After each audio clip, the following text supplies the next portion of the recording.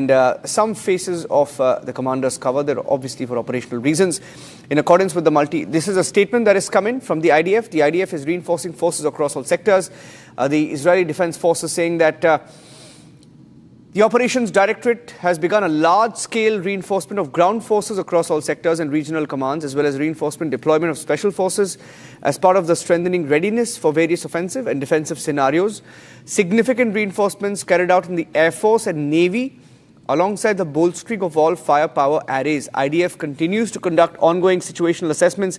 Any attempt to harm the state of Israel will be met with strength. Okay, that's a statement that came in. Rakshita.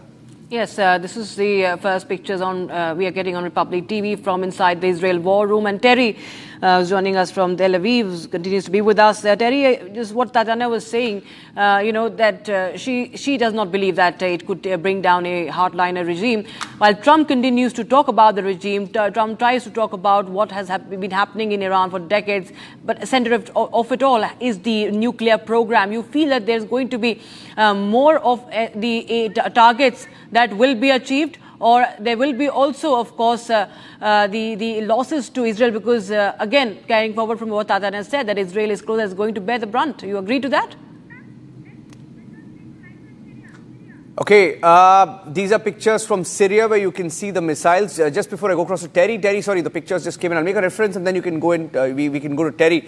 These are videos that came in of the missiles and jets over Syria. Look at that. You can see the missiles on your screen as spotted from Syria.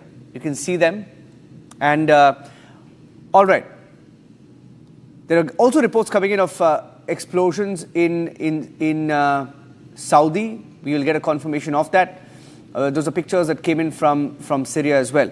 Terry, to the question that Rakshita asked.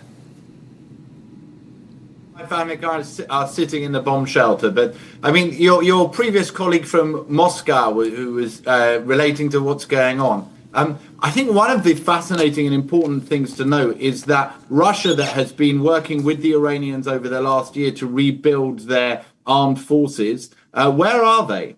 The Chinese, who've been the main buyers of Iranian oil and who've been keeping the regime afloat, where are they? You know, this is a message which President Trump is sending not just to the Iranian people and to what you call West Asia, but it's actually sending it across to the Chinese and to the Russians that, you know, if we see dangerous countries, we will act.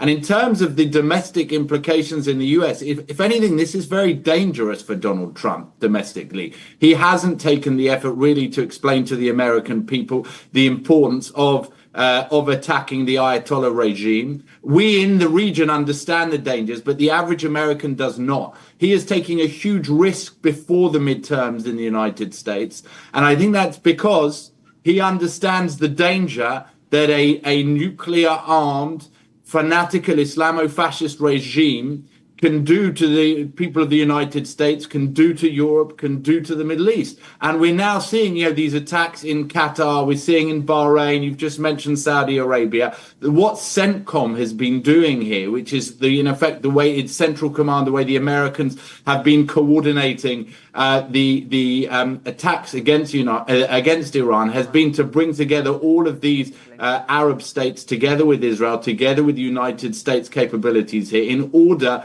to ensure that whatever fallout there is, it will be minimal, and that this regime that has caused nearly 50 years of death and destruction throughout the Middle East will finally leave the global stage. Yes. All right. Niranjan, do we have a video? Yeah, there are new pictures coming in fact. This is from Abu Dhabi. Okay, these are pictures from Abu Dhabi, we are told. No, this could be from Bahrain. I'm not sure it's Abu Dhabi. So, some missiles. Abu Dhabi. Okay. It could be Abu Dhabi, yeah. Abu Dhabi. We'll just double check that.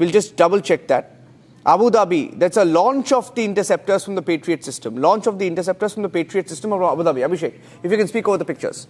Yeah, maybe I stayed there somewhere, Niranjan. Seems like same pictures. But, coming to, I was going through the statement of US President Donald Trump, and so I've sort of broken it down, even as we stay with the pictures of an interceptor missile doing its job. Seems like Abu Dhabi, yes, seems like Abu Dhabi and the marina, and that's where the action seems to be. And Iranian missile, an Iranian missile has been intercepted, and that spot there up in the sky, that flash, yes, this one, yes, that's where the interception takes place. But Terry, I was going through the U.S. President's statement, and I'm sort of breaking it down into a few points so that viewers have an idea of what's really happening on the ground. Trump began by saying that it's a major combat operation launched. That's number one. Then he said Iran must not or will not have nuclear weapons. That's point number two. Then Trump said he will obliterate all missile industry of Iran. That's point number three. Then he said he will annihilate